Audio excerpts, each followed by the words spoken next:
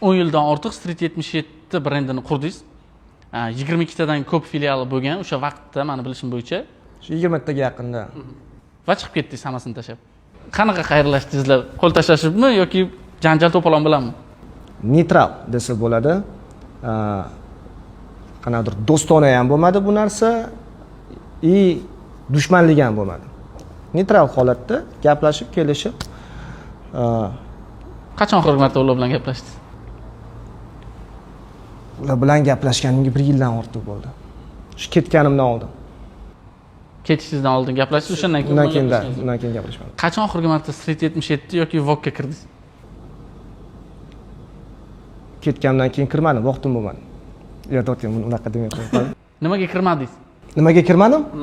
Chunki birinchidan men o'zi fast food yemayman. O'shaning uchun ehtiyojim bo'lmadi bu narsaga.